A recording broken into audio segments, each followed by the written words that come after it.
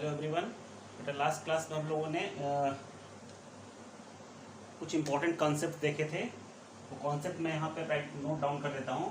सबसे पहली बात हम लोगों ने क्या देखी थी बेटा कि हमने आपको बताया था कि equilibrium of coplanar concurrent force system के लिए जो रिक्वायर्ड इक्वेशंस ऑफ स्टैटिक्स जो होते हैं वो क्या होते हैं।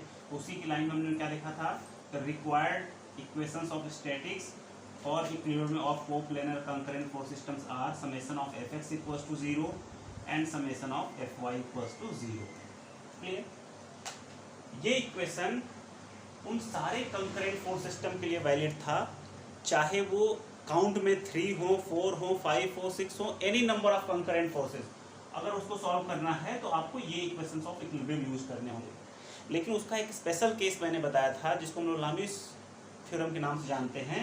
हमने बताया था if an object is in equilibrium under action of 3 coplanar concurrent forces then let this one f1, f2, f3 and this one is θ1, this one is θ2 and this one is θ3, then f1 upon sin θ1 will be equals to f2 upon sin θ2 equals to f3 upon sin θ3। तो अगर कोई भी object equilibrium में है under action of these 3 coplanar concurrent forces, in that situation आप बिना इन दो equations को यूज किए हुए भी जो आपके अननोन्स हैं उनको आप सॉल्व कर सकते हो with the help of this theorem which is known as Lami's theorem. Clear है इतनी बात? इस पर हम लोगों ने एग्जाम्पल भी करे थे कई सारे। लास्ट क्लास में 3-4 न्यूमेरिकल थे, उससे पहले एक न्यूमेरिकल नोट किया था, वो लामीस से नहीं किया था, उस न्यूमेरिकल को इससे सॉल्व किया था। इन दोनों इस लेक्चर को समझने के लिए बेटा आपको आई रिक्वेस्ट यू कि पीछे के 2 लेक्चर जो उनको आप देखिए। उन दोनों लेक्चर्स के लिंक जो है मैं डिस्क्रिप्शन बॉक्स में डाल दूंगा, ठीक है। देन थर्ड इंपॉर्टेंट पॉइंट जो हम लोगों ने डिस्कस किया था दैट वाज कि if an object is in equilibrium under action of 3 coplanar forces out of which 2 are passing through a point, then the third will also pass through the same point। ठीक है, मैंने बोला था अगर ये object है under action of ये object है इक्विलिब्रियम में under action of 3 coplanar forces out of which 2 are passing through a point, then third will also pass through the same point। मतलब f3 को भी यहीं से पास आउट होना पड़ेगा। क्लियर है? नहीं तो इक्विलिब्रियम में नहीं आएगा। क्लियर? इस पे बेस हमने लास्ट क्लास में 3 न्यूमेरिकल सॉल्व किए थे, बहुत इंपॉर्टेंट न्यूमेरिकल्स थे। ठीक है, आज की क्लास में हम लोग क्या करने जा रहे हैं, लेकिन देखो बेटा अभी तक जो हम लोगों ने देखा था उसमें सारे जो प्रॉब्लम थे ना, उसमें जो आपको नंबर ऑफ सिलेंडर था वो एक ही था। अभी आज की प्रॉब्लम हम लोग क्या करेंगे, नंबर ऑफ सिलेंडर्स को बढ़ा देते हैं। ठीक है, 2 सिलेंडर्स की बात कर रहे हैं। सपोज करो बेटा कि जो प्रीवियस लेक्चर में हमने क्लास किया था उसमें ऐसा कुछ था ना, एक सिलेंडर था ऐसे, there was a cylinder like this, और ये एक वर्टिकल वॉल है और एक ये इंक्लाइन वॉल है। ओके, और अब मैं क्या करना चाहूँ, ये था तो आपसे पूछ रहा था what will the reactions at point A and B if this angle is what, this angle is 60 degrees, ऐसा कुछ हम लोगों ने देखा। ठीक है, अब इसका एक मोर ये प्रॉब्लम जो है एक सिंपल प्रॉब्लम है, ठीक है, जिसको हम लोगों ने लास्ट क्लास में सॉल्व किया था। ठीक है, अब मैं क्या करूँ, थोड़ा सा इसको और कॉम्प्लिकेटेड करने जा रहा हूँ इस प्रॉब्लम को। मैं एक सिलेंडर की जगह पे 2 सिलेंडर लेने जा रहा हूँ। There are 2 cylinders like this. Okay, they are resting on each other, they are resting on each other. Okay, and they are resting on this inclined wall, resting on this inclined wall, and this single cylinder is resting on this wall। okay, अब मैंने इस wall को भी incline कर दिया और आपको मैंने लास्ट क्लास में बताया था ये इंक्लाइन हो जाएगा, क्या इफेक्ट आएगा, केवल इसका जो रिएक्शन होगा जो कि अभी हॉरिजॉन्टल आएगा वो कैसा हो जाएगा, इंक्लाइन हो जाएगा। ओके, तो मान लेते हैं बेटा कि this angle is 60 degrees and this angle is 45 degrees. Okay, ये आपकी प्रॉब्लम है। ये भी problem equilibrium of system under action of coplanar concurrent force system का ही है। ठीक है, ये आपका एक सिलेंडर है, ये दूसरा सिलेंडर है। ठीक है, weights of the cylinders are, मैं इसको इरेज करता हूँ, weights of the cylinders are, similar cylinders हैं, मैं दोनों का मैं ये मान चल रहा हूँ कि दोनों सेम मटेरियल के बने हुए हैं, इनका वेट जो है वो 50 न्यूटन है। ओके, तो आपको फाइंड आउट क्या करना बेटा इस क्वेश्चन में, you have to find the reaction at A, reaction at B, reaction at D and reaction at C. इन चारों कांटेक्ट पॉइंट्स पे आपको रिएक्शन फाइंड आउट करना है। ठीक है, तो क्या करेंगे, हमने बताया आपको पहले इसका फ्री बॉडी डायग्राम बनाना पड़ेगा। यहाँ पे दो ऑब्जेक्ट हैं, प्रीवियस प्रॉब्लम में सिंगल ऑब्जेक्ट था, सिंगल सिलेंडर था, इसलिए सिंगल वीडी बनता था। अब यहाँ पे दो ऑब्जेक्ट हैं हमारे इंटरेस्ट के, क्योंकि देखिए आरडी रिएक्शन इस पे आ रहा है तो इसका फ्री बॉडी डायग्राम चाहिए, कि आरबी, आरए और आरसी इस पे आ रहे हैं तो इसका अलग एफबीडी चाहिए। हम क्या करेंगे, एफबीडी बनाने का मैं एक तरीका बताता हूं हमको, जो उसको ध्यान देखिए। हम लोग करेंगे क्या बेटा, इस सिलेंडर को यहाँ बना लिए, ठीक है, ये नीचे वाला सिलेंडर है और ये ऊपर वाले सिलेंडर को मैंने यहाँ बना दिया। ठीक है, मैंने क्या किया, केवल इनको सेपरेट कर दिया और ये जो वॉल्स थी इनको हटा दिया। जब मैंने इन वॉल्स को हटाया तो क्या होगा, इन वॉल्स का जो रिएक्शन फोर्स होगा वो यहाँ पे हमको फ्री बॉडी में दिखाना पड़ेगा। ठीक है, तो ये आपका सेंटर है, सपोज कर लो बेटा, ये इसका सेंटर है। तो हम करेंगे क्या, सबसे पहले इन दोनों सेंटर्स को ऐसे एक डॉटेड लाइन से मिला देंगे। मैं इस सेंटर्स को डॉटेड लाइन से क्यों मिला रहा हूँ अभी मैं एक्सप्लेन करूंगा आपको। ठीक है, अब देख बेटा जरा, इन दोनों सिलेंडर्स पे जो नॉन कॉन्टैक्ट फोर्स है उसको हम दिखा देते हैं। नॉन कॉन्टैक्ट फोर्स मैंने बताया आपको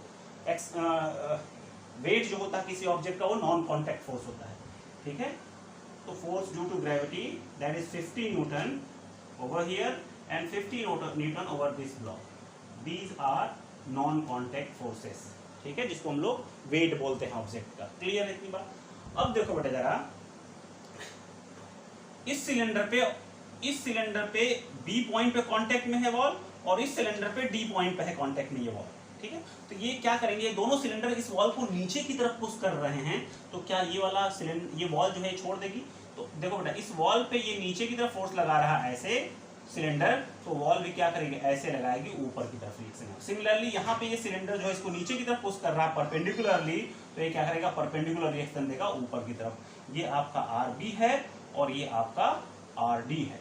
ओके, क्योंकि ये पॉइंट क्या था, डी था। ठीक, अब मैंने लास्ट क्लास में आपको बताया था बेटा, मैं फिर से बोल रहा हूँ, लास्ट क्लास वाला वीडियो जरूर देखिए अभी अगर आपको समझ में आए तो आपको क्या बताया था मैंने, कि अगर ये इंक्लाइंड वॉल है तो यहाँ पे जो रिएक्शन होगा, that reaction will pass through the centre and that reaction will make the same angle which this inclined plane makes with the horizontal plane। मतलब ये जो रिएक्शन इस वॉल की वजह से आया है, उस रिएक्शन का जो वर्टिकल के साथ एंगल होगा वो वही होगा जो इस इंक्लाइंड प्लेन का हॉरिजॉन्टल के साथ है। मतलब यहाँ पे देखिए बेटा, ये जो आरबी है इसको हम लोग सेंटर से पास करा सकते हैं ऐसे, दिस इज योर आरबी। अब देखिए बेटा, ये आरबी किस प्लेन की वजह से आया है, इस इंक्लाइंड प्लेन की वजह से आया है। आपको करना क्या है, इस इंक्लाइंड प्लेन का एंगल चेक कर लेना हॉरिजॉन्टल से, देखिए 60 डिग्री है, तो इतना ही एंगल ये रिएक्शन बनाएगा किसके साथ, वर्टिकल के साथ। मतलब ये एंगल कितना होगा, this will be the 60 degree angle. Okay, similarly आप देखिए ये वाला आरडी जो आया है, ये आरडी रिएक्शन आया है, ये भी किस वजह से आया है, इस प्लेन की वजह से आया है। तो ये प्लेन कितना एंगल बना रहा है, 60 डिग्री बना रहा है हॉरिजॉन्टल के साथ। तो ये क्या बनाएगा, इसका रिएक्शन जो होगा, that reaction RD will also make an angle of 60 degree with the vertical. Clear. अब हम बात करते हैं जरा आरसी की। अब देखो बेटा, मैं क्या बोल रहा हूं, ये इसका सेंटर है O1 और ये इसका सेंटर है O2। अगर मैं इन दोनों सेंटर को ऐसे मिलाऊं जरा, तो देखिए बेटा क्या है, ये इसका रेडियस है और इसका रेडियस है, ये दोनों बराबर हैं क्योंकि एक साइज के सिलेंडर हैं। इसका मतलब क्या होगा कि अगर ये इस लाइन और इस लाइन के बीच का डिस्टेंस यहाँ पे और यहाँ पे दोनों सेम है, इसका मतलब ये दोनों लाइंस पैरेलल हैं, ये दोनों लाइंस पैरेलल हैं। अगर ये दोनों लाइंस पैरेलल हैं, अगर ये दोनों लाइंस पैरेलल हैं तो they will make same angle with the horizontal. तो ये लाइन हॉरिजॉन्टल 60 डिग्री बना रहा है, तो ये लाइन भी हॉरिजॉन्टल के साथ क्या करेगी, 60 डिग्री बनाएगी। यहाँ पे भी ये भी क्या होगा, ये लाइन हॉरिजॉन्टल क्या बनाएगी, 60 डिग्री बनाएगी। ठीक है, इसका मतलब देखो बेटा क्या है कहने का, कि ये वाला सिलेंडर जो है ना, इस सिलेंडर को नीचे की तरफ पुश कर रहा है, तो ये सिलेंडर छोड़ देगा क्या, इसको ऊपर की तरफ पुश करेगा। मतलब मैं कांटेक्ट पॉइंट सी की बात कर रहा हूँ, पॉइंट सी पे ये वाला सिलेंडर इसको नीचे की तरफ पुश कर रहा है, तो ये क्या करेगा, इसको ऊपर की तरफ पुश करेगा। मतलब यहाँ पे अच्छा क्या होगा, कहाँ पे एक्शन होगा, लाइन ऑफ एक्शन क्या होगा, ये यहाँ से सेंटर पे जाएगा। ठीक है, सेंटर से क्यों पास होगा अभी मैंने बताया था आपको, मैंने बोला देखो बेटा क्या है, this will be the RC. अभी मैंने एक्सप्लेन किया, if an object is in equilibrium under action of 3 coplanar forces and 2 out of each are passing through a point, then third will also pass through the same point। Clear है। तो आप देखो इस cylinder पे एक wait लग रहा था और यहाँ पे एक रिएक्शन लग रहा था, ये दो फोर्सेस हो गए, और तीसरा जो रिएक्शन आएगा दैट विल बी आरसी। तो अगर ये दोनों एक ही पॉइंट सेंटर से पास हो रहे हैं तो आरसी भी कहाँ से पास होगा, सेंटर से पास होगा। क्लियर है? इसका मतलब ये वाला RC जो है इसको मैंने ट्रांसफर कर दिया और ये वाला RC जो है इसको भी मुझे नीचे ट्रांसफर करना पड़ेगा, ये ट्रांसफर होके यहाँ पे आ जाएगा, दिस will be your RC। Clear है? इसको मैं इरेज कर दे रहा हूँ। अब हमारा फ्री बॉडी डायग्राम ओके है, लेकिन अब अभी मैंने बताया आपको कि अगर ये एंगल 60 डिग्री है तो ये एंगल भी क्या होगा, 60 डिग्री होगा, मतलब ये एंगल क्या हो जाएगा, this angle will B 60 degrees. Similarly ये एंगल क्या होगा, this will be 60 degrees. Clear?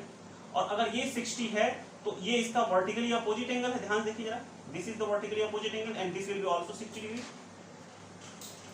Okay, अब एक रिएक्शन बचा है इस ब्लॉक पे जो कि इस इंक्लाइंड वॉल पे ऐसे आएगा, मतलब इस पॉइंट ए पे, इस पॉइंट ए पे जो रिएक्शन आएगा that will be something like this, something like this. Okay, कैसा होगा, ये वॉल जितना एंगल बना रहा है हॉरिजॉन्टल के साथ उतना ही इसका रिएक्शन बनाएगा किसके साथ, वर्टिकल के साथ।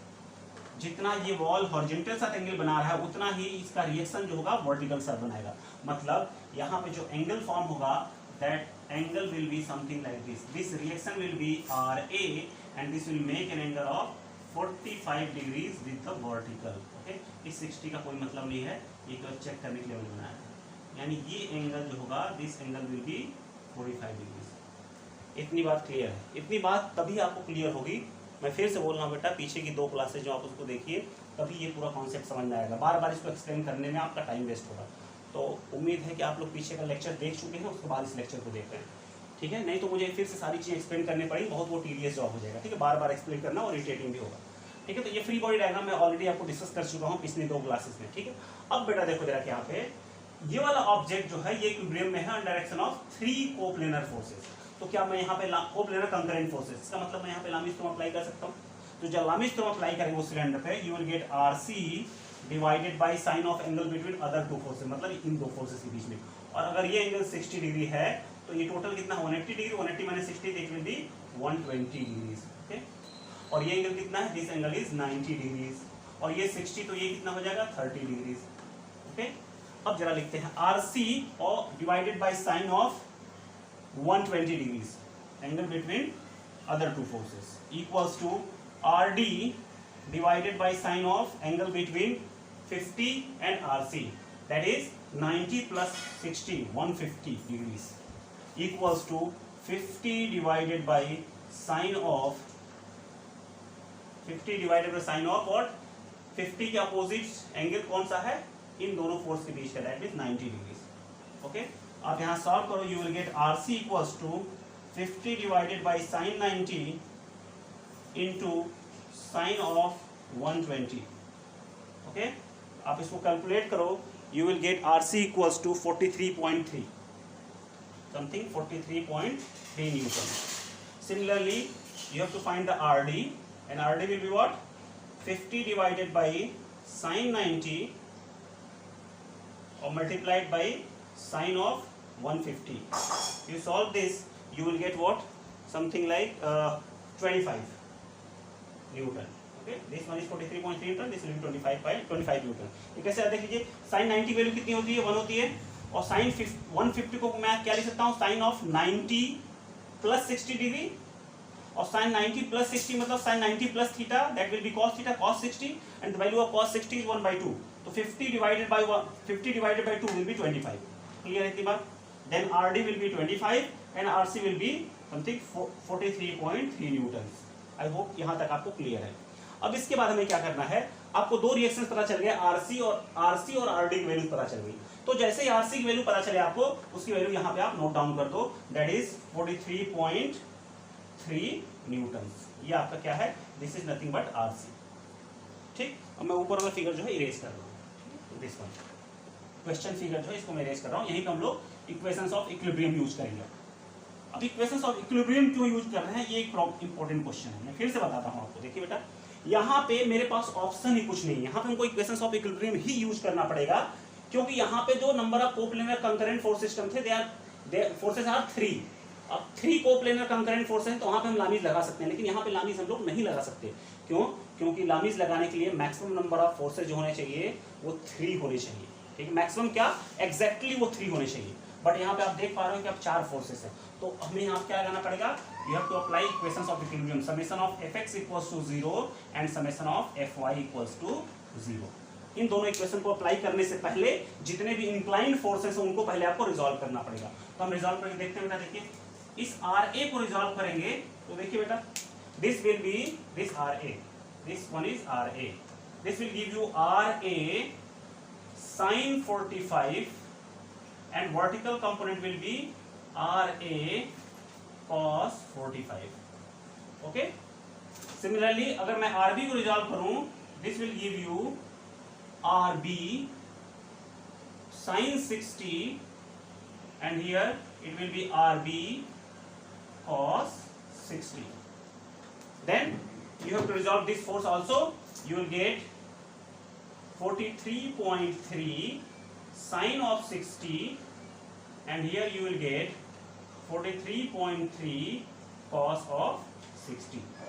अब इस फोर्स को रिजॉल्व कर दिया तो हम इसको क्रॉस कर देंगे, इसको यूज नहीं करना। इस फोर्स को रिजॉल्व कर दिया, इसको भी क्रॉस कर दिया, इस फोर्स को भी रिजॉल्व कर दिया, इसको भी क्रॉस कर दिया। अब इक्वेशन ऑफ इक्विलिब्रियम लिखते समय इन फोर्सेस को हमें नहीं लिखना है, केवल हॉरिजॉन्टल और वर्टिकल फोर्सेस को देखना है। तो सबसे पहले हम लोग देखते हैं summation of fx equals to 0 क्या देता है हमको।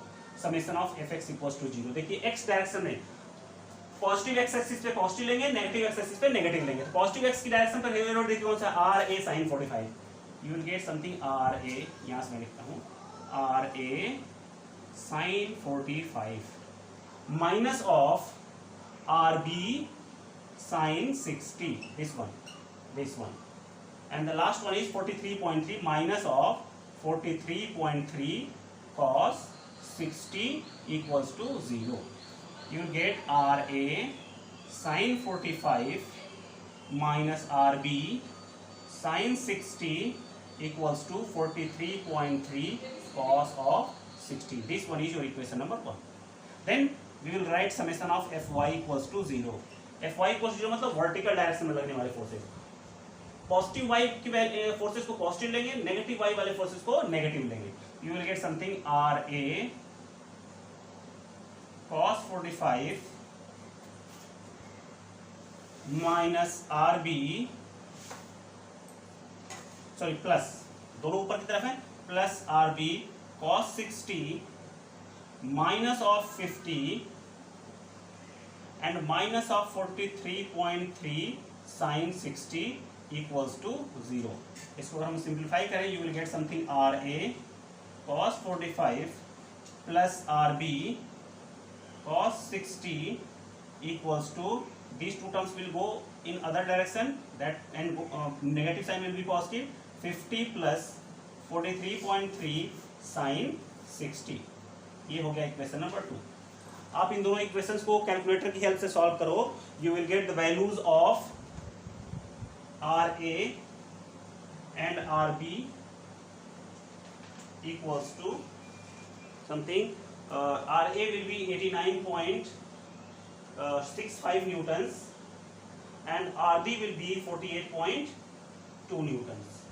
You check this answer and let me know ये सही है या नहीं सही। उम्मीद है कि आपको ये समझ में आया होगा पूरा प्रोसेस। फ्री बॉडी डायग्राम मैं फिर से बोल रहा हूँ, अगर फ्री बॉडी डायग्राम में कुछ भी कंफ्यूजन है आपको तो पीछे के 2 लेक्चर्स देखिए, आपको फ्री बॉडी डायग्राम में कोई भी इशू नहीं क्रिएट होगा, ठीक है। और ये पूरा प्रॉब्लम जो है इसको सॉल्व करने के लिए केवल आपको फ्री बॉडी डायग्राम ही सही से बनाना है। अगर फ्री बॉडी डायग्राम सही से बना लिया आपको तो आपको एक बार लामिस अप्लाई करना है ऊपर वाले सिलेंडर पे और नीचे वाले सिलेंडर पे आपको क्या करना है, इक्विलिब्रियम इक्वेशंस यूज करने हैं और ये प्रॉब्लम सॉल्व हो जाएगी।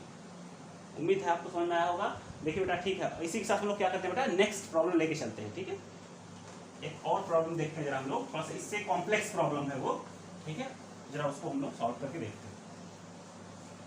ठीक है, ये प्रॉब्लम बहुत रेयरली पूछी गई लेकिन अब कभी पूछी जाएगी बेटा आपको ना, तो प्रॉब्लम ना हो इसलिए हम लोग इसको सॉल्व कर लेते हैं बार फिर से, ठीक है। देखिए बेटा प्रॉब्लम ये है कि आपको एक वॉल ऐसे दी हुई है और एक वॉल इंक्लाइन है, या फिर मैं सिलेंडर यहाँ बनाता हूँ पहले। There is a smaller cylinder, there is a smaller cylinder and there is a big cylinder, there is a big cylinder, okay, and this makes an angle of, this horizontal makes an angle of 15 degrees. अभी देखो बेटा previous problem में क्या था, previous problem में ये दोनों cylinders जो थे ना वो सेम साइज के थे, तो जब हम सेंटर्स को मिलाते थे तो ये जो लाइन बन के आती थी दोनों सेंटर को मिलाने वाली, वो इसकी पैरेलल होती थी, क्योंकि ये दोनों सेम साइज होते थे।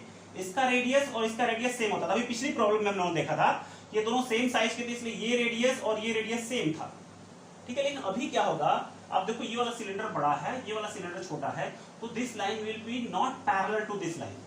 यानी इस बार आरसी का जो एंगल है, अगर ये सी पॉइंट है आपका, तो जो यहाँ पे रिएक्शन फोर्स आएगा और यहाँ पे रिएक्शन फोर्स आएगा, उसका एंगल 15 डिग्री नहीं होगा इस बार। This 15 degree is not angle of RC. क्यों? क्योंकि इस इंक्लाइंड, ये इंक्लाइंड वॉल और ये जो सेंटर हैं, they are not parallel to each other. Parallel नहीं है तो हॉरिजॉन्टल का सेम एंगल फॉर्म नहीं करेंगे। इसका मतलब आपको आरसी का एंगल यहाँ पे फाइंड आउट करना पड़ेगा। एक स्टेप और ये प्रॉब्लम बढ़ जाएगा। मैं मान लेता हूँ बेटा कि W2 जो दिया हुआ है, अच्छा मैं इसको बोलता हूँ, इसको मैं सिलेंडर नंबर 1 बोल रहा हूँ और इसको मैं सिलेंडर नंबर 2 बोल रहा हूँ, ठीक है। तो W1 इक्वल्स टू 500 न्यूटन दिया हुआ है और W2 जो दिया हुआ है वो मान लेते हैं 200 न्यूटन दिया हुआ है, ठीक है, ओके। और R1 जो दिया हुआ है, R1 is 30 mm and R2 is something 10 mm। ऐसा ये डायमेंशन दी गई। आप देखो बेटा इस प्रॉब्लम में एक एक्स्ट्रा इंफॉर्मेशन आपको दी गई है। यहाँ ये नहीं बोला गया कि R1 और R2 बराबर है, यहाँ पे R1 और R2 की वैल्यू दी हुई है, जबकि जस्ट इसके पहले वाली प्रॉब्लम में R1 और R2 की वैल्यूज नहीं दी हुई थी, बस ये बोला था R1 is equal to R2। अब यहाँ पे R1 और R2 जो दिया हुआ है, इसका एक पर्पस है। इसका पर्पस ये है, ये यूज होगा इसका एंगल ऑफ इंक्लिनेशन निकालने में, यानी कि आरसी का एंगल निकालने में ये दोनों वैल्यूज यूज होगी, ठीक है। तो चलो उस पर आते हैं हम लोग। पहले इसका फ्री बॉडी डायग्राम बनाने की कोशिश करते हैं। मैं फिर से बोल देता हूँ, this point is A, this point is B and this one is D and this one is already I have wrote as C, okay, this point is C, okay, this one is C, okay, इतनी बात clear है आपको। चलिए अब BD बनाते हैं जरा। Cylinder number 2 मैं नीचे बना देता हूँ क्योंकि नीचे है वो, और सिलेंडर नंबर 1 जो है मैं उसको ऊपर बना देता हूँ क्योंकि वो ऊपर है। ये सेंटर पॉइंट है इसका, ये इसका सेंटर पॉइंट है। मैंने क्या बोला था आपको, सेंटर पॉइंट्स को एक डॉटेड लाइन से ऐसे जोड़ दीजिए आप, और इसी सेंटर लाइन के लॉन्ग क्या होगा आपका आरसी होगा। ऊपर वाले पे ऊपर की तरफ, नीचे वाले पे नीचे की तरफ। यहां तक कोई इशू नहीं होगा आपको। अब बात करते हैं इस वर्टिकल वॉल। इस वर्टिकल वॉल की वजह से इस सिलेंडर क्या आएगा, रिएक्शन RA आएगा and that will pass to the centre, और इसको मैं क्या बोल रहा हूँ, RA बोल रहा हूँ। अब बताइए इस पॉइंट B पे एक रिएक्शन आएगा ऐसे, this will the reaction RB and this will make an angle of what? This will make an angle of what? What angle it is making with the horizontal? This inclined plane 15 degree. So this angle will be 15 degrees. And there is a weight.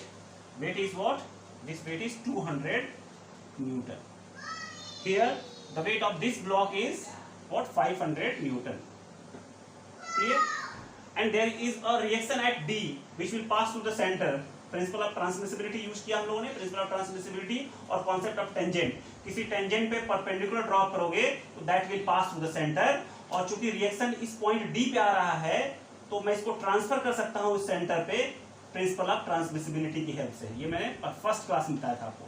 This reaction will be RD and this will also make an angle of 50 degrees with the vertical, क्योंकि जिसकी वजह से आया है, जिस plane की वजह से रिएक्शन आया है, that plane makes angle of 15 degree with the horizontal. तो इसका रिएक्शन जो होगा that will make an angle of 15 degree with the vertical. ये आपका फ्री बॉडी डायग्राम ओके है। लेकिन इसमें से ना ही मैं पहले इस सिलेंडर को सॉल्व कर सकता हूँ, ना इसको सॉल्व कर सकता हूँ। क्यों? क्योंकि RD का एंगल जो दिया हुआ है, लेकिन RC का एंगल आपको नहीं पता है। यहाँ पे RC का एंगल ये 15 नहीं होगा, इस बार ये 15 नहीं होगा जो कि पिछले केस में था। अब हमें क्या करना पड़ेगा, इस RC का एंगल फाइंड आउट करना पड़ेगा। इसके लिए आपको सिंपल सा ज्योमेट्री पता होना चाहिए। अगर आपको ज्योमेट्री क्लियर है ना तो आपको यहाँ पे दिख जाएगा बहुत क्लियरली। अब देखो बेटा जरा क्या होगा, अगर मैं इसके सेंटर को मिला दूं ऐसे, if I join the centres of the two circles and यहां से मैंने क्या किया, एक हॉरिजॉन्टल लाइन ड्रॉ कर दिया। This horizontal line is parallel to this line, this horizontal line is parallel to this line, और यहां से मैंने क्या किया, इस पे परपेंडिकुलर ड्रॉ कर दिया। ओके, आप सबको पता है कि सेंटर 1 से लेके सेंटर 2 से सेंटर 1 की डिस्टेंस जो होगी that will be sum of radius of these two circles, यानी कि this 1 plus this 1 will be this hypotenuse of this right angle triangle. मतलब मैं क्या कह सकता हूं कि ये 30 प्लस 10 ये डिस्टेंस जो होगी दैट विल बी 40, यानी O2 और O1 O2 और O1 के बीच की दूरी 40 हो जाएगी। 40 क्यों हुआ? क्योंकि ये रेडियस है बड़े वाले का जो कि 30 है, ये छोटे वाले का रेडियस है जो कि 10 है, इन दोनों का सम होगा ये। ठीक है, हमें क्या निकालना? ये परपेंडिकुलर का डिस्टेंस निकालना, दिस परपेंडिकुलर। ये इसको पॉइंट P में बोल देता हूँ जहाँ परपेंडिकुलर ड्रॉप किया है। इस O1P की वैल्यू निकालनी हमें। ये कैसे निकलेगा? बहुत क्लियर है, सिंपल है। ये टोटल रेडियस है R1 और ये रेडियस है R2। चूंकि ये लाइन और ये लाइन पैरेलल है तो ये डिस्टेंस और ये डिस्टेंस सेम होगी। This one, this distance and this distance will be same. और ये डिस्टेंस कितनी है? R2 है, ये भी कितनी होगी? R2 होगी। और ये टोटल कितना? R1 है। तो क्या ये डिस्टेंस R1 माइनस R2 हो जाएगी क्या? This will be R1 minus R2। और अगर ये एंगल आपका, दिस एंगल इज अल्फा, अगर ये हॉरिजॉन्टल के साथ या इस लाइन के साथ ये अल्फा एंगल फॉर्म कर रहा है, तो क्या मैं यहां पे लिख सकता हूं what? Perpendicular upon hypotenuse. This distance will be, this PO1 will be R1 minus R2 and this O2 O1 will be R1 plus R2। तो आपको पता है कि साइन अल्फा कितना होता है? Sine alpha is perpendicular upon hypotenuse and perpendicular is R1 minus R2 and hypotenuse is R1 plus R2. This will be R1 plus R2. Okay? So R1 minus R2 will be what? 30 minus 10, that will be 20, or divided by R1 plus R2, that is 40. Okay? Sin alpha is 1 by 2. और आपको पता है कि alpha of sine alpha 1 by 2 का होता है when alpha is 30 degrees. इतनी बात क्लियर होगी मुझे लगता है आपको। यानी ये एंगल अल्फा जो है वो 30 डिग्री हो गया।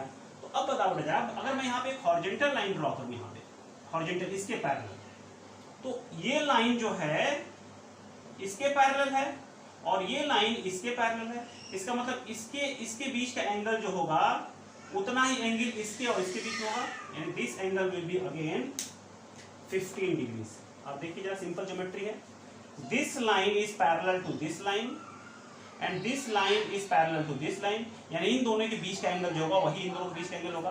तो ये ओवरऑल एंगल जो होगा, दिस ओवरऑल एंगल, यही एंगल वो है जो आरसी बना रहा है हॉरिजॉन्टल साइड। देखो बेटा, आरसी आपका ऐसे जा रहा है ना, RC is passing like this, और ये हॉरिजॉन्टल है। तो ये टोटल एंगल जो होगा, this angle will be equivalent to this angle and this will be nothing but alpha plus 15 degrees. Therefore this angle will be what? Alpha is what? Alpha is 30 degree and this one is 50, मतलब ये क्या हो जाएगा? दिस will बी 45 degrees with the horizontal. Similarly यहाँ पे भी आरसी क्या होगा? This will make an angle of 45 degree with the horizontal. अब हमारा ये फ्री बॉडी डायग्राम क्लियर हो। अब ये फ्री बॉडी डायग्राम मेरा ओके है। हमें करना क्या बेटा? We have to find what? We have to apply the Lami's theorem over here. RC divided by sine of angle between these two forces, and that means this angle, and this angle will be nothing but 180 minus 50, that is 165.